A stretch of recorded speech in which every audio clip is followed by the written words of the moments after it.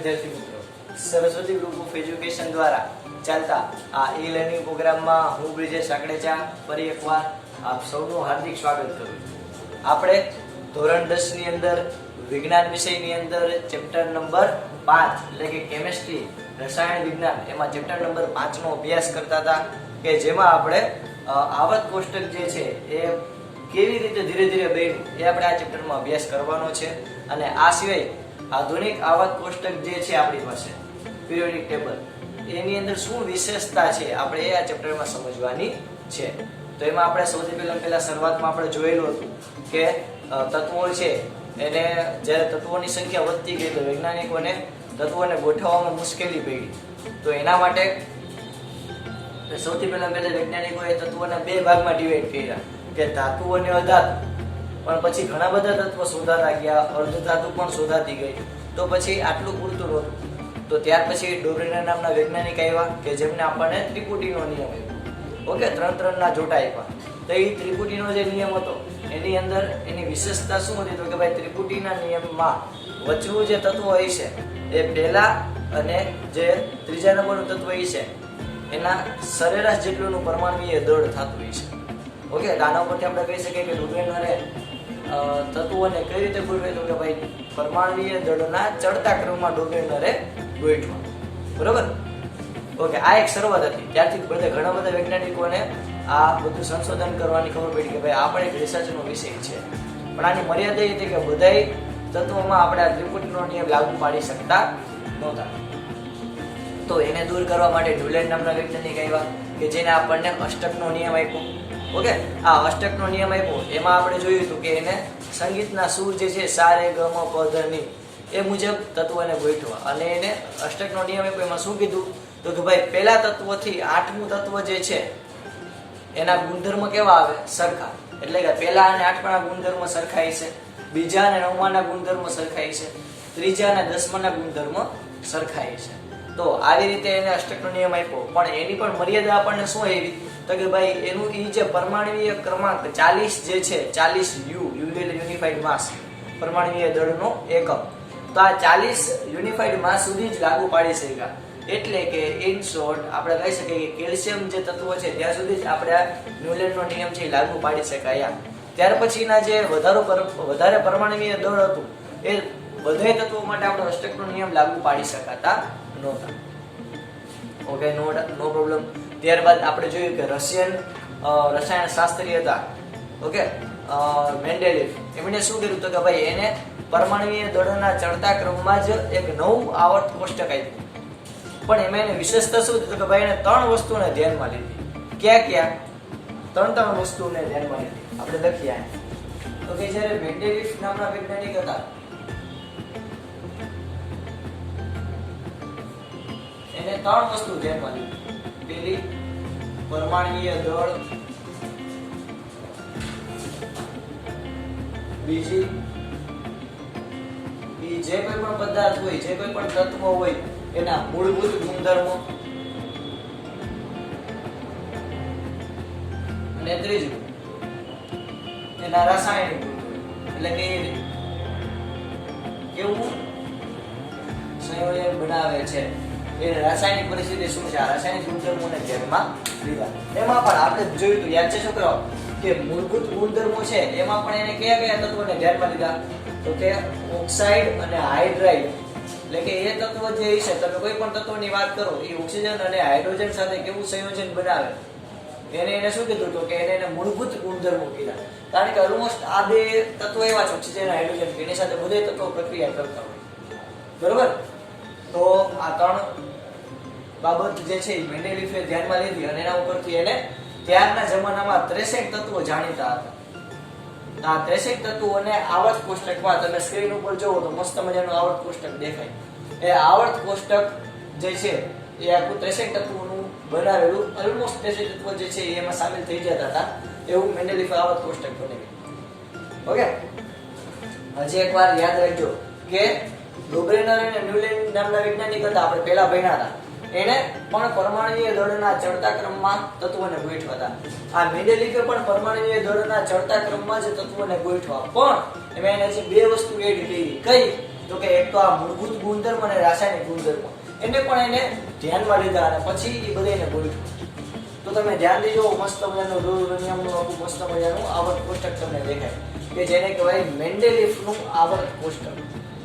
Okay, તો એમાં તમે મેઇન તમે ડિવાઇડ કરો તો જો તમને 6 આવર્ત દેખાશે. આવર્ત એટલે યાદ રાખો, મેં તમને કીધું હતું, યાદ છે છોકરાઓ કે આવર્ત એટલે આડી લીટી. ઓબવિયસ વાત છે. તો સમૂહને શું કહેવાય? ઊભી લીટી. આપડા યાદ રાખવા માટે, બરોબર?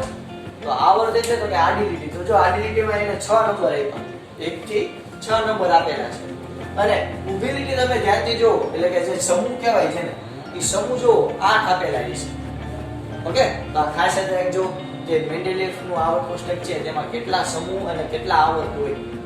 6 આવર્ત અને 8 સમૂહ. મેઇન વાત કરું છું, મેઇન 8 સમૂહ અને 6 આવર્ત. તો મેન્ડેલિફનું આવર્ત કોષ્ટક છે એની અંદર આપણે કહી શકાય કે 6 આવર્ત અને 8 સમૂહ. મેઇન જે કોલમ છે એની વાત કરું છું અને મેઇન આવર્તની વાત કરું છું. ડિવાઇડ જે છે ટોટલ નથી થતો. ક્લિયર? ઓકે, તો આટલું પહેલા ક્લિયર થઈ. આટલું પહેલા બેઝિક જે આગલા લેક્ચર જે છે એની સમરી હતી. હવે આપણે જોઈએ તો કે આ મેન્ડેલિફનું આવર્ત કોષ્ટક છે એની વિશિષ્ટતા શું છે અને એમાં વિસંગતતાઓ શું છે, એટલે કે ક્યાં શું પ્રોબ્લેમ પડ્યા આપણે એ સમજવાનો પ્રયત્ન કરીએ. કારણ કે આમાં કંઈક ખામી છે તો જ આપણે આધુનિક આવર્ત કોષ્ટક બનાવ્યું છે. ઓકે, પણ એ આધુનિક આવર્ત કોષ્ટક માટેનો જે પાયો છે એ મેન્ડેલિફે આપણને આપ્યો. તો આમાં કોષ્ટકમાં ક્યાંક ખામી રહી જાય છે આપણે જોશું અને શું વિશેષતા છે આપણે એ પણ જોશું. ઓકે, તો આપણો ટોપિક છે તમને એક્ઝામમાં પૂછે, 3 માર્કમાં પૂછે વિદ્યાર્થી મિત્રો કે મેન્ડેલિફના આવર્ત કોષ્ટકની વિશેષતાઓ જણાવો. તો મેન્ડેલિફે પહેલા કહ્યું તો શું, તો કે ભાઈ પહેલા એને રાસાયણિક તત્વો જે જાણીતા હતા એ બધાને કાર્ડ બનાવ્યા અને એ કાર્ડમાં એના ગુણધર્મો લખ્યા અને પછી જે સરખા ગુણધર્મો લાગતા હોય એ બધાને એક જ લાઈનમાં ગોઠવ્યા. એટલે એને આખું આવર્ત કોષ્ટક મળ્યું. તો જો હવે સ્ટાર્ટ કરીએ આપણે મેન્ડેલિફના આવર્ત કોષ્ટકની વિસંગતતાઓ. ઓકે, એટલે કે વિશેષતાઓ તમને પૂછે, વિસંગતતાઓ તમને પૂછે તો તમારે આટલું લખવાનું. ચાલો, તો વધુ પરમાણુય દળ ધરાવતા તત્વો અને ક્યાં ઓછા પરમાણુય દળ ધરાવતા તત્વોથી પહેલા મૂકવું પડ્યું. એટલે મેન્ડેલિફે પણ પરમાણુય દળના ચડતા ક્રમમાં, ઓકે, આપણે મેન્શન કરશું કે પરમાણુય દળના ચડતા ક્રમમાં જ તત્વોને ગોઠવવા. પણ ક્યાંક ક્યાંક એવો મેળ નહોતો આવતો, ક્યાંક ક્યાંક એને આ નિયમ એનો તોડવો પડ્યો.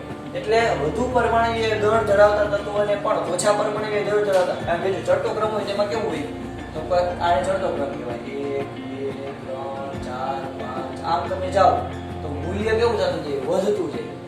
પણ મેન્ડેલિફે ક્યાંક ક્યાંક શું કરવું પડ્યું તો કે ક્યાંક ક્યાંક એવું કરવું પડ્યું કે 1 2 4 3 5 6. તો જો આમાં ભૂલ છે, 3 પહેલા આવે પછી 4 આવે, પણ મેન્ડેલિફે આવું કરવું પડ્યું.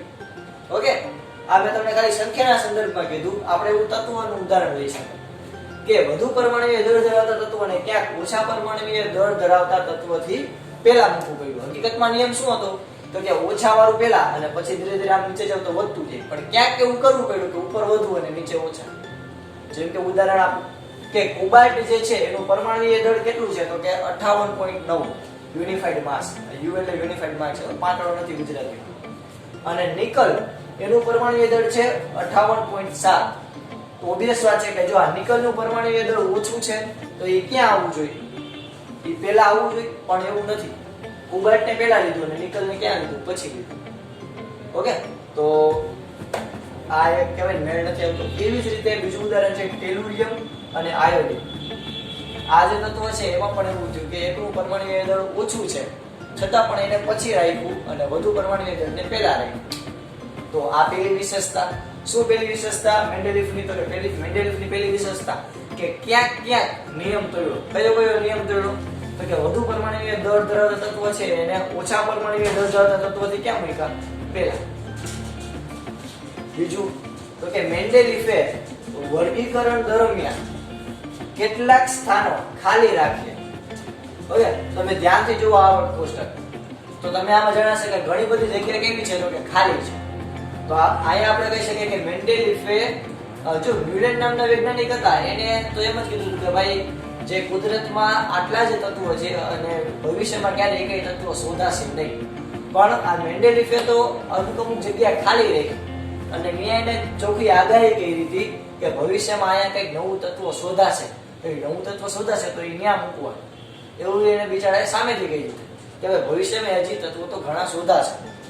ઓકે, તો મેન્ડેલીફે વર્ગીકરણ દરમિયાન કેટલાક સ્થાનો ખાલી રાખ્યા કારણ કે તે તત્વો શોધાયા નહોતા. એટલે મેન્ડેલીફે નિર્ભયતાથી, એટલે કે એને ભાઈ ખુલ્લે આમ કીધું કે આ તત્વોની અસ્તિત્વ છે અને આ તત્વો ભવિષ્યમાં શોધાશે. એટલે કે નિર્ભયતાથી આ તત્વોના અસ્તિત્વની એને આગાહી કરી કે ભાઈ જે મેં ખાલી જગ્યા રાખેલી છે એ ખાલી જગ્યાની અંદર નવા નવા તત્વો જે ભવિષ્યમાં મળશે તે તમે ત્યાં મૂકી શકશો. ઓકે, તો આપણે બે વિશેષતા જોઈ મેન્ડેલીફની. મેન્ડેલીફના આવર્ત કોષ્ટકની બે વિશેષતાઓ પહેલું તો કે વધુ પરમાણુકીય દળને ઓછા પરમાણુકીય દળ, જો આ ઓછું અને આ વધુ, તો આ ઓછા પરમાણુકીય દળ જે છે એની નીચે વધુ પરમાણુકીય દળ આવવું જોઈએ, પણ ક્યાંક ક્યાંક એવું કર્યું કે વધુ પરમાણુકીય દળને ઉપર રાખી દીધું અને ઓછાને નીચે રાખી દીધું. ઓકે, બીજું તો કે કેટલાક સ્થાનો છે એ કેવા રાખ્યા તો કે ખાલી રાખ્યા. આ કેટલાક સ્થાનો ખાલી રાખ્યા હતા તો ન્યાયે ચોખ્ખું કીધું હતું નિર્ભયતાથી કે ત્યાં ભવિષ્યમાં નવા નવા તત્વો શોધાશે. ક્લિયર થયું? ઓકે, આ બે વિશેષતા થઈ. ત્રીજું જોઈ તો કે મેન્ડેલીફે આ તત્વોનું નામકરણ તે જ સમૂહના તેનાથી પહેલા આવતા તત્વોના સંસ્કૃત શબ્દ એકાપૂર્વક લગાવીને કર્યું. એટલે તો કે જે આ ખાલી જગ્યા જે હતી એ ખાલી જગ્યા જે હોય એની પહેલા કયું તત્વ આવે છે એ તત્વની આગળ એને એકા લગાડી દીધું. શું લગાડી દીધું? એકા. એકા અને કીધું પૂર્વક લગાવ્યું. જો બે વસ્તુ આવે, તમે ભાષાની અંદર ભણી ગયા છો કે કોઈ પણ શબ્દ હોય એની આગળ પૂર્વક લાગે અને એની પાછળ પ્રત્યય લાગે. ઓકે, જેમ કે તમને ઉદાહરણ આપો, અહીંયા જ ઉદાહરણ આપો, સમજો કે ડાયો માણસ.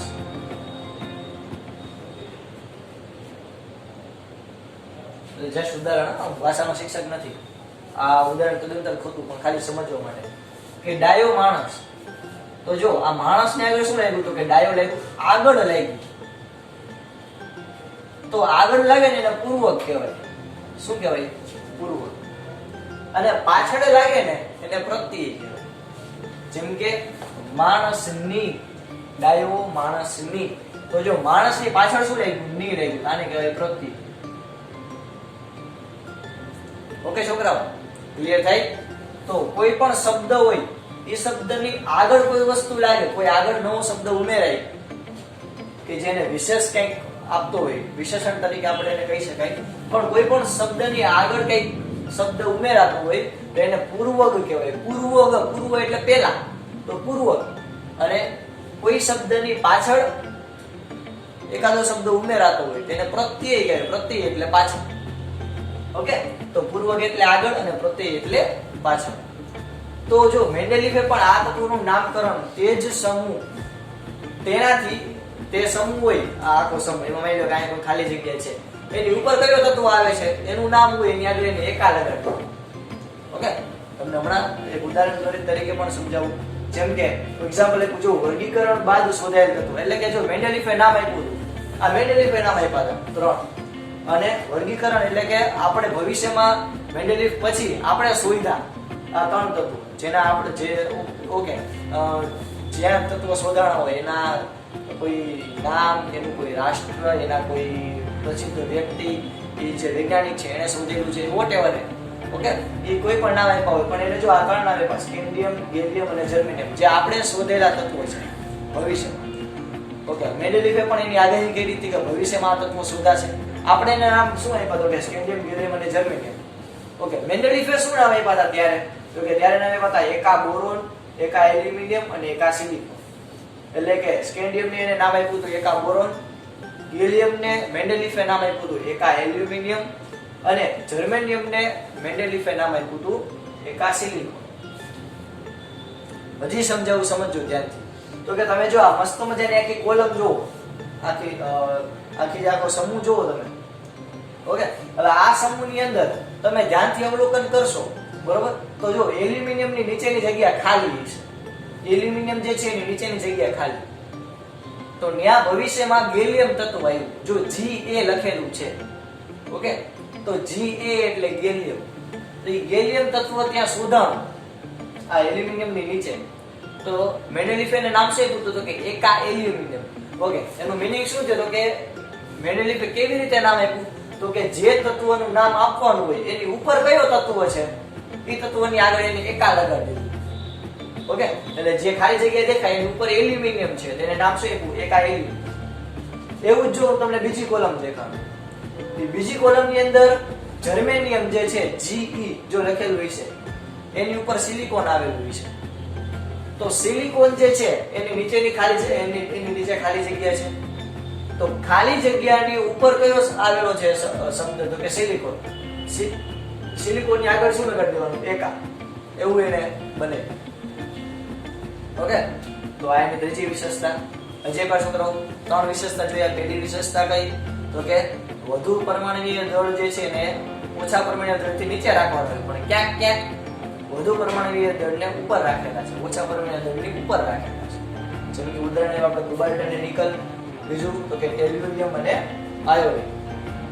બીજું વિશેષતા તો કે મેન્ડેલિફે નિર્ભયતાથી અમુક જગ્યા જે મેન્ડેલિફમાં આવર્ત કોષ્ટક હતો એમાં ઘણી બધી જગ્યા મેન્ડેલિફે પોતાના આવર્ત કોષ્ટકમાં ઘણી બધી જગ્યા ખાલી રાખી અને એને નિર્ભયતાથી આગાહી કરી કે ભવિષ્યમાં આ નવા તત્વ શોધાશે.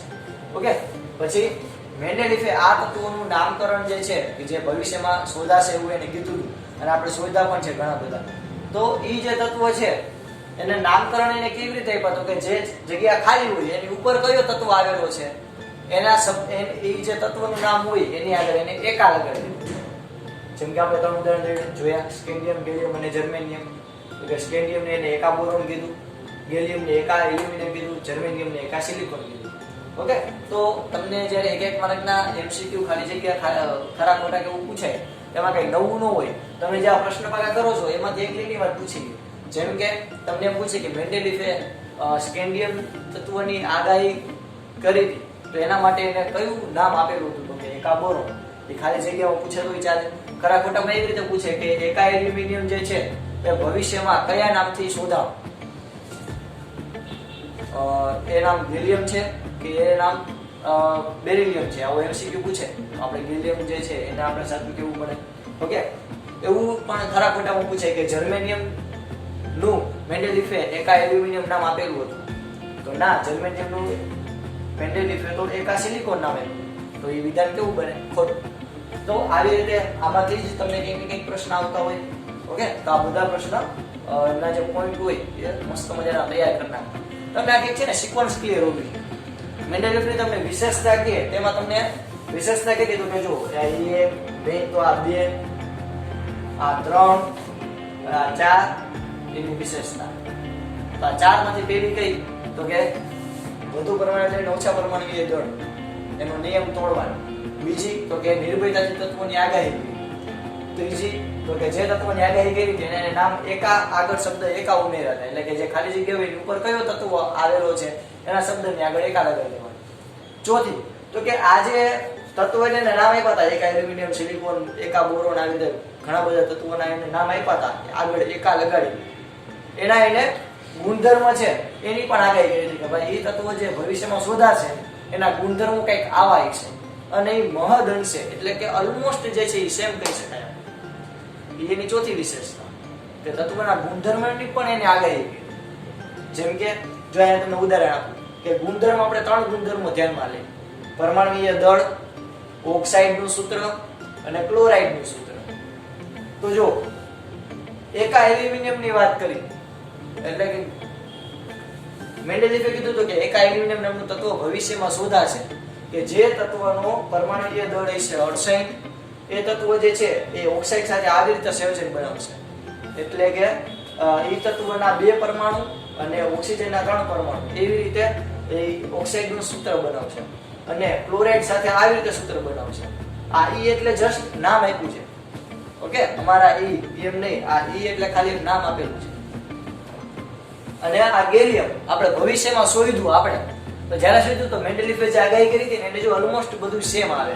અને જો ઓર્સેટ આપ્યું હતું તો આપણે હકીકતમાં એનું પરમાણુ દળ કેટલું મેળવ્યું હતું કે 69.7. ઓક્સાઇડનું જે સૂત્ર મેન્ડેલિફે આપ્યું હતું કે ભવિષ્યમાં જે તત્વો શોધાશે એ આનું ઓક્સાઇડ બનાવશે એટલે E2O3. હકીકતમાં એવું થયું જો ઓક્સાઇડ કેવો બનાવ્યો હતો કે Ga2O3. ઓકે એટલે કે આની સંયોજકતા 3 છે આની સંયોજકતા 2 છે. ક્લોરાઇડ નું સૂત્ર જો એને શું સૂત્ર આપ્યું હતું કે ECl3. તો આપણને ભવિષ્યમાં પણ એવું જ મળ્યું. શું મળ્યું હતું કે GaCl3. ઓકે એટલે ઇન શોર્ટ આ એમ કીધું હતું કે મેન્ડેલિફે કે આ તત્વો જે છે કે એલ્યુમિનિયમ એની સંયોજકતા 3 છે. તો ભવિષ્યમાં પણ 3 જ મળી. ઓકે કેવી રીતે તો કે જો આ એલ્યુમિનિયમ છે એની સંયોજકતા 3 છે. Sorry gallium. તો એવા આપણે કેટલા ગેલિયમ લીધા? 2. તો જો હું જસ્ટ અહીંયા તમને શીખવાડું.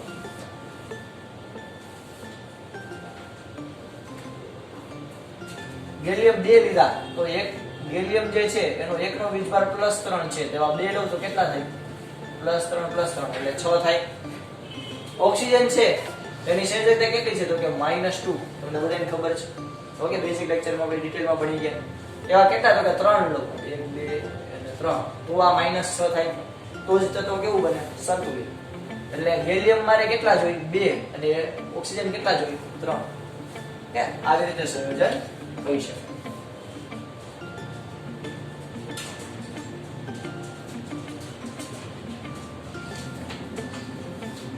તો આયા ગેલિયમ મેન્ડેલિફની જે વિશેષતા છે આવર્ત કોષ્ટકની એ પૂરી થઈ. 4 વિશેષતા હતી. ઓકે પહેલી વધુ પરમાણુ દળ અને ઓછા પરમાણુ દળનો નિયમ તોડવાની. એટલે કે હકીકતમાં એવું હોવું જોઈએ કે ઉપર ઓછું પરમાણુ દળ ને નીચે વધુ પરમાણુ દળ. પણ ક્યાંક ક્યાંક શું થઈ જાય? વધુ પરમાણુ દળ ઉપર આવી ગયું.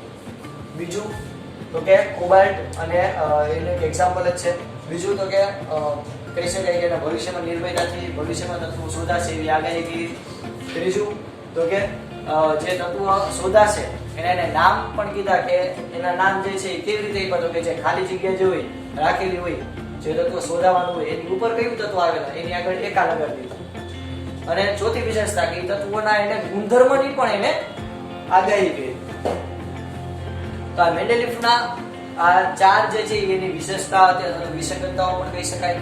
હવે તમને 2 માર્કની અંદર પૂછે કે મેન્ડેલિફના આવર્ત કોષ્ટકના ફાયદા શું? તો કે તમને 2 માર્ક પૂછી શકે તો તમારા 3 પોઈન્ટ લખવાના છે. ખાલી આટલા શોર્ટમાં નહીં પણ તમારે ડિટેલમાં લખવાના આવી. મેં તમને જસ્ટ પોઈન્ટ કરીને દીધા છે જેથી આપણને સરળતાથી યાદ. શું તો કે સૌથી પહેલું જે તત્વો નથી શોધાણા તેના સંશોધનોને વેગ મળ્યો. કારણ કે જો મેન્ડેલિફે પોતાના આવર્ત કોષ્ટક હતું એમાં ઘણી બધી જગ્યા જે છે એ ખાલી રાખેલી. તો વૈજ્ઞાનિકો માટે રિસર્ચનો વિષય બન્યો કે ભાઈ આ ખાલી જગ્યા છે એમાં કયું આવશે, ચાલો આપણે શોધીએ. ઓકે તો જે તત્વો નથી શોધાણા એ તત્વોના સંશોધનોને વેગ મળ્યો. એટલે કે એ બાજુ પણ એક નવો રિસર્ચનો વિષય બન્યો. બીજું તો કે તત્વોના પરમાણુય દળની ફરીથી ચકાસણી થઈ. અને આપણને વધારે એક્યુરેટ પરમાણુય દળ બધાના મળ્યા. અને ત્રીજું નિષ્ક્રિય વાયુનો સમૂહ ઉમેરાણો. કારણ કે જો નિષ્ક્રિય વાયુ હોય એક તો એ કોઈ પ્રક્રિયા ન કરતા હોય. આપણે યાદ છે બેઝિક લેક્ચરમાં ભણ્યા હતા કે ભાઈ ભગવાનના ઘરના માણસ હોય. તો જે નિષ્ક્રિય વાયુ હોય કે જે કોઈને પણ ખલેલ પહોંચાડ્યા વગર કઈ પણ પ્રક્રિયા ન આપતા હોય તો એ જે નિષ્ક્રિય વાયુ જે હોય એક તો એની માત્રા પણ ઓછી હોય અને પાછા નિષ્ક્રિય હોય તો પ્રક્રિયા પણ ન કરતા હોય. તો એવા તત્વોને બહુ આપણે કહી શકાય કે ફટાફટ આપણને જલ્દી ન મળે. તો એવા તત્વોને શોધાતા વાર લાગી. તો એવા જે તત્વો જ્યારે શોધાણા તો એ તત્વોનો આખો જે સમૂહ હતો એ આપણે આવર્ત કોષ્ટકમાં કંઈ પણ ડિસ્ટર્બન્સ કર્યા વગર આખો પાછળ આપણે ઉમેરી શક્યા. એટલે કે નિષ્ક્રિય વાયુનો જે આખો સમૂહ હતો એ આપણે જે આવર્ત કોષ્ટક જે મેન્ડેલિફનું હતું એને ખલેલ પહોંચાડ્યા વગર આરામથી આપણે પાછળ મૂકી શક્યા. ક્લિયર થયું? આ 3 જે કહેવાય એના ફાયદા. પેલું જે તત્વો નથી શોધાણા એને રિસર્ચ માટેનો પ્રોત્સાહન મળ્યું, એને રિસર્ચ માટેની નવી દિશા મળી. બીજું તો કે પરમાણુય દળની ફરી પાછી ચકાસણી થઈ. અને ત્રીજું કે જે તત્વો નિષ્ક્રિય વાયુનો સમૂહ છે એ એક તો ઓછી પ્રક્રિયા કરે અને નિષ્ક્રિય હોવાથી એની માત્રા પણ ઓછી હોવાથી સરળતાથી ન મળ્યા. પણ છતાં પણ આપણને જ્યારે નિષ્ક્રિય વાયુઓ મળ્યા તો આપણે એનો આખો જે સમૂહ બનાવ્યો, આખો જે લાઈનમાં આપણે એને ગોઠવા એને આપણે આ જે મેન્ડેલિફનું આવક કોષ્ટક હતું એને આપણે ખલેલ પહોંચાડ્યા વગર આરામથી આપણે પાછળ ઉમેરી શકીએ. ઓકે વિદ્યાર્થી મિત્રો, તો આ છે મેન્ડેલિફના આવક કોષ્ટકની વિસંગતતાઓ અને આ એની પહેલાના લેક્ચરનું મસ્ત મજાનું રિવિઝન અને અગત્યના પોઈન્ટ. આ બધે તમારે તમારી બાકી બુકની અંદર એકવાર લખવાનું છે. ઓકે, આવી મસ્ત મજાની રંગબેરંગી પેનથી અને આવી રીતે પોઈન્ટ પાડીને લખજો જેથી તમારે યાદ રાખવામાં સરળતા રહે. ઓકે, આ સુધી રાખીએ. જય ભારત, જય હિન્દ. ચાલો ફટાફટ લખી દઈએ.